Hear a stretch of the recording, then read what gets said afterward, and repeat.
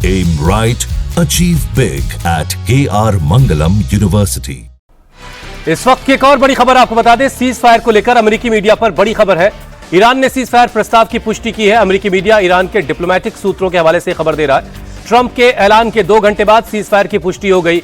Cease fire पर Netanyahu की प्रतिक्रिया का इंतजार अभी हो रहा है। मतलब ये कहा जा रहा है अमेरिकी मीडिया के हवाले से कि ईरान की तरफ से ये कंफर्म किया गया कि वो सीज फायर के लिए तैयार है, लेकिन नेतन्याहू अभी इंतजार कर रहे हैं। हालांकि मैं अभी जब सोशल मीडिया पर देख पा रहा हूं जो खबर, वो प्रेस टीवी के हवाले से, जो ईरान का इंटरनेशनल टेलीविजन है, सिर्फ 5 मिनट पहले का जो एक्स पोस्ट है उसमें ये बात साफ साफ लिखी गई है। ये कंप्लीटली फॉल्स है। लिखा गया informed source to Fars News Agency, the ceasefire plan proposed by US President Donald Trump is completely false and was put forward with the aim of diverting public opinion from the recent humiliation of the United States in attacking its bases in the region. तो अब सवाल यह है कि अमेरिकी media जो बात कह रहा है वो किसके हवाले से कह रहा है। मैं ये भी कोशिश करूंगा कि जो खामनई का जो हैंडल है और इसके अलावा जो मसूद पेजेशकियन है उनके हैंडल से क्या कुछ इस तरह की बातें की गई। लेकिन अब मनीष के पास चलते हैं। मनीष, बड़ा कंफ्यूजन है। जो ईरान का मीडिया है वो ये कह रहा है कि ये कंप्लीटली फॉल्स है, और अमेरिकन मीडिया ये कह रहा है कि जो ईरान के डिप्लोमेट्स हैं उनके सूत्रों के हवाले से ईरान राजी है और नेतन्याहू के पुष्टि करने का, नेतन्याहू के राजी होने का अभी इंतजार है। क्या कोई माइंड गेम चल रहा है, क्या चल रहा है? हुसैन, इसी का जिक्र मैं कर रहा था, क्योंकि रेफरेंस मैंने भारत और पाकिस्तान के बीच हुए और युद्ध का दिया, एक तरीके से कॉन्फ्लिक्ट का दिया, ऑपरेशन सिंदूर का दिया, क्योंकि उस समय भी डोनाल्ड ट्रंप ने ठीक इसी तरीके से रेफरेंस के तौर पर अपनी बात कही और फिर उसके बाद कंफ्यूजन क्रिएट कर दी। और अब भी एक बार फिर से जब सीधे तौर पर इस युद्ध में, इजराइल और ईरान के इस युद्ध में सीधा एंट्री यूएस की हुई, जब यूएस ने उनके न्यूक्लियर ठिकानों को निशाना बनाया, तो और उसके बाद डोनाल्ड ट्रंप का ये कहना, यानी एक बात बिल्कुल क्लियर है, इससे जब तक ईरान की तरफ से औपचारिक तौर पर चाहे आयतुल्लाह खamenei हो या फिर उसके अलावा इस्लामिक रेवोल्यूशनरी गार्ड कोर, इनकी तरफ से जब तक औपचारिक नहीं आ जाता तब तक ये कहना बिल्कुल भी सही नहीं होगा कि ईरान इस सीज फायर के लिए मान गया है।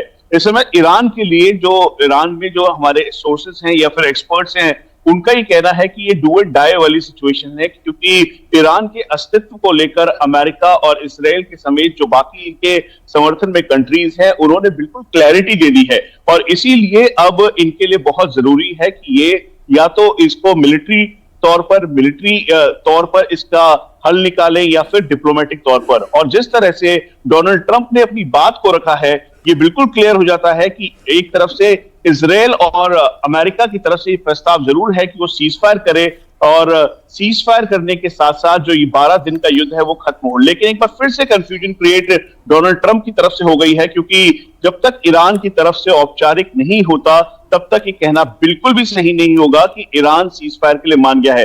लेकिन अगर ये 12 दिन का ये जो युद्ध है, अगर सीज फायर के लिए ईरान मानता है, तो ये युद्ध विराम एक बहुत बड़ा जो वर्ल्ड ऑर्डर है, जो कि ऐसा अनुमान लगाया जा रहा था कि डिस्टर्ब हो सकता है, क्योंकि चाहे ईरान हो, ईरान के प्रॉक्सीज, हिजबुल्लाह, हूतीज और जो बाकी है, उसके अलावा ईरान के समर्थन में देश हैं, चाहे जिसमें यमन ही क्यों ना हो, बाकी और कंट्रीज हैं जिन्होंने बिल्कुल साफ कर दिया था कि अगर अमेरिका कहीं से भी इस जो वॉर है उसमें जिस तरह से न्यूक्लियर एसेट्स को उन्होंने निशाना बनाया ईरान के, इसका मतलब एस्केलेशन है, और जो इसमें उनका साथ देगा उन सबको इसका खामियाजा भुगतना पड़ेगा। तो इसीलिए अब सभी की निगाहें इस समय ईरान के ऊपर है कि ईरान जल्द से जल्द औपचारिक तौर पर अपने बयान के तौर पर दिखे। जिसका हम जिक्र कर रहे थे हुसैन, वही हुआ जो प्रेस टीवी ने भी इस बात को कहा है कि अभी तक ईरान की तरफ से कोई भी औपचारिक, जो डोनाल्ड ट्रंप की जो का स्टेटमेंट है कि ईरान सीज फायर के लिए मान गया है, उसमें औपचारिक पुष्टि अभी तक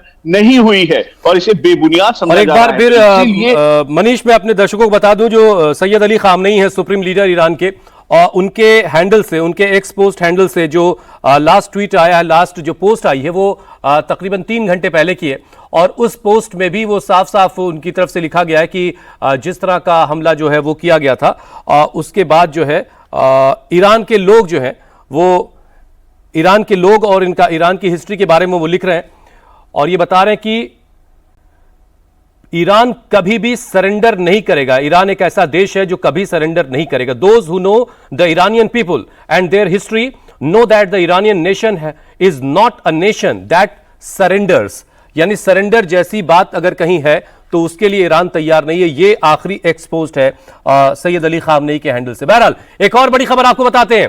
डोनाल्ड ट्रंप के सीज फायर के दावे पर अमेरिका के उपराष्ट्रपति जेडी वेंस ने बड़ा बयान दिया है। अमेरिकी उपराष्ट्रपति ने डोनाल्ड ट्रंप की तारीफ करते हुए कहा कि एक भी अमेरिकी नागरिक को नुकसान पहुंचाए बगैर ईरान के परमाणु कार्यक्रम को नष्ट कर दिया गया। वांस ने कहा कि सीज फायर का मतलब यह नहीं कि ईरान परमाणु हथियार बना सकता है। साथ ही वांस ने उम्मीद जताई कि ईरान अब परमाणु हथियार बनाने की कोशिश नहीं करेगा। वांस ने यह भी कहा कि ट्रंप ने अपने मिशन को आखिरी मुकाम तक पहुंचा दिया है। खैर, हम वास्तव में उस पर काम कर रहे थे। ठीक उसी समय जब मैं व्हाइट हाउस से यहाँ आने के लिए निकला था, तो ये अच्छी खबर है कि राष्ट्रपति ने इसे लक्ष्य तक पहुंचाया। मुझे पता है कि इसका क्या मतलब है। ये काफी सरल है। सबसे पहले राष्ट्रपति ने एक भी अमेरिकी के हताहत हुए बिना ईरानी परमाणु कार्यक्रम को नष्ट कर दिया। अब हम उस जगह पर हैं जहां हम एक हफ्ते पहले नहीं थे। एक हफ्ते पहले ईरान परमाणु हथियार बनाने के बहुत करीब था। अब ईरान अपने पास मौजूद उपकरणों से परमाणु हथियार बनाने में असमर्थ है, क्योंकि हमने उसे नष्ट कर दिया है। हमारी आशा और हमारी अपेक्षा ये है कि वे उस परमाणु कार्यक्रम को फिर से बनाने की कोशिश नहीं करेंगे।